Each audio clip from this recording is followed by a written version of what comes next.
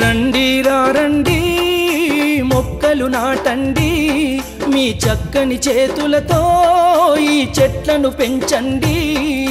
రండిరా రండి మొక్కలు నాటండి, మీ చక్కని చేతులతో ఈ చెట్లను పెంచండి. చెట్లే వనమైతే వానలు వస్తాయి, చెరువులు నిండితే పంటలనిస్తాయి. ఓరన్నో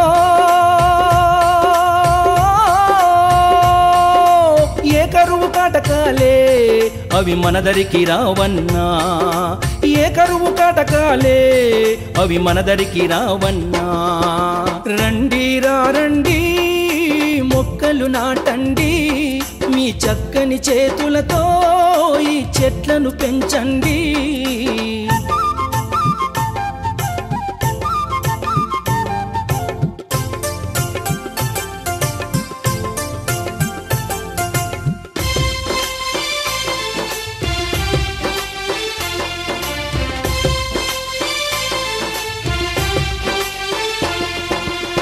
పచ్చాని చెట్లతో నాడు కలకలలాడేను ఊర్లు, మూడు వారిపోయెను ఈనాడు. ఓరన్న వర్షాలు కురువకనే నేడు.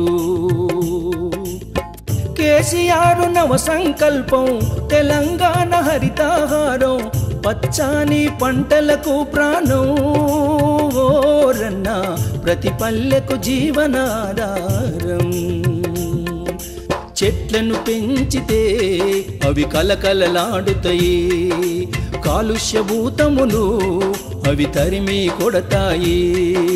చెట్లను పెంచితే అవి కలకలలాడుతాయి, కాలుష్యభూతములు అవి తరిమి కొడతాయి. ఓరన్నో ఏ కరువు కటకాలే అవి మనదరికి రావన్నా. అంటే భారతీయ నాగరిక విద్యా సమితి, రోటరీ క్లబ్, ఇతర సంస్థలన్నీ కలిసి ఒక మంచి కార్యక్రమంగా ఇది రూపొందించుకుంటూ వస్తుంది. అందులో భాగంగానే ఈరోజు వారి చేతుల మీదుగా ఈ మొక్కలు నాటే కార్యక్రమాన్ని చేపట్టి తెలంగాణ రాష్ట్ర ప్రభుత్వం చేపట్టిన హరితహారం కార్యక్రమాన్ని విజయవంతం చేసి అటు విద్యార్థులకు కానీ ఇటు ప్రజల్లో కానీ ఒక మంచి అవగాహన కల్పించాలన్న లక్ష్యంతో ఈ కార్యక్రమం చేపట్టి అందుకు ప్రభుత్వానికి కూడా మా వంతు సహకారాన్ని మేము అందిస్తున్నాం.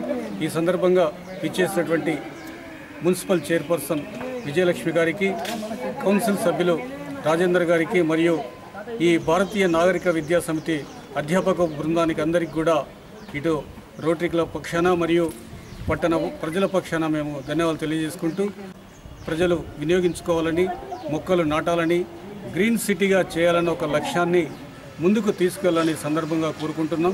చదువుతో పాటు సామాజిక సేవలో మా వంతు బాధ్యత ఉండాలని ఇలా 3వ విడత హరితహారం ఏర్పాటు చేసి విద్యార్థులందరూ మొక్కలు నాటడం అభినందనీయం.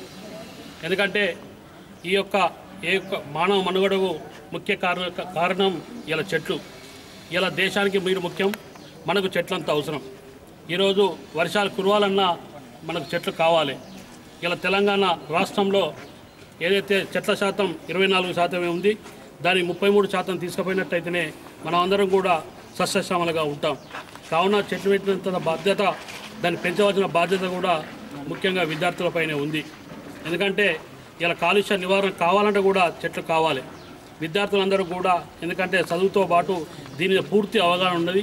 అంటే ఒక కళాశాలలో చెట్లు పెట్టి అయిపోతుంది అనుకోవడం కాదు, మీ యొక్క పరిసర ప్రాంతాల్లో కూడా మీ యొక్క తల్లిదండ్రులను కూడా వాళ్ళందరూ కూడా చైతన్యవంతం చేసి ఆ ఇంట్లల్లో ఆ పరిసర ప్రాంతం ఉన్న కాడ చెట్లు పెంచుకున్నట్టయితేనే మన జీవితాలు బాగుపడతాయి.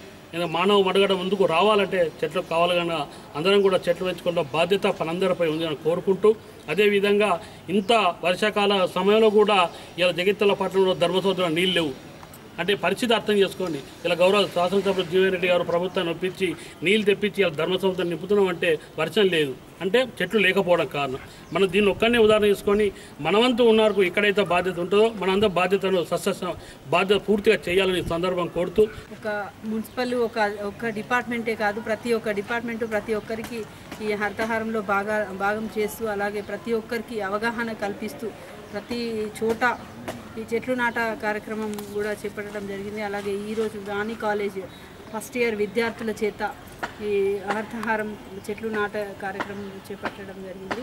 అంటే పిల్లలు కాలేజ్లో ఉన్న వాళ్ళ ప్లేస్లో చెట్లు పెట్టినట్టయితే వారు ఈరోజు ఫస్ట్ ఇయర్లో వాళ్ళు నాటడం జరుగుతుంది.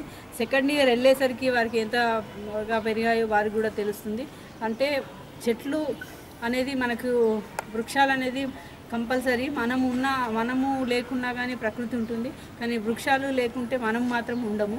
ఎందుకంటే ఆక్సిజన్ ఉండదు కాబట్టి మనం కూడా ఉండము. అంటే అంత ఇంపార్టెంట్, ప్రాణవాయువు ఇస్తుంది కాబట్టి అంత ఇంపార్టెంట్ ఈ చెట్లు నాటే కార్యక్రమం ఇప్పటిది కాదు, చాలా రోజుల నుండి ఉంటుంది. కానీ ఇప్పుడు రోజు రోజుకి అంతరిస్తున్న ఈ వన సంపదను మనం కాపాడుకోవడానికి హరితహారం ప్రోగ్రాం ఏర్పాటు చేసి ప్రతి ఒక్కరికి అవగాహన తీసుకొచ్చి నాటడం జరుగుతుంది.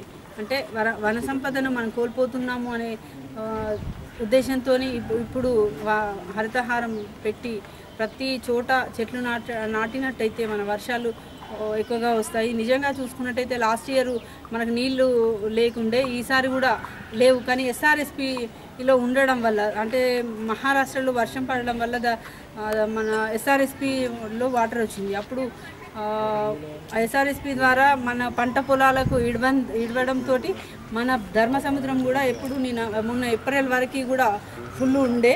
అప్పుడు ఏప్రిల్ తర్వాత ఏదైతే పంటలు ముగింపుకు వచ్చినప్పుడు ఎస్ఆర్ఎస్పి క్లోజ్ చేశారో అప్పటి నుంచి ధర్మసముద్రంలో ఉన్న వాటర్ కూడా 2 months వరకు వచ్చాయి.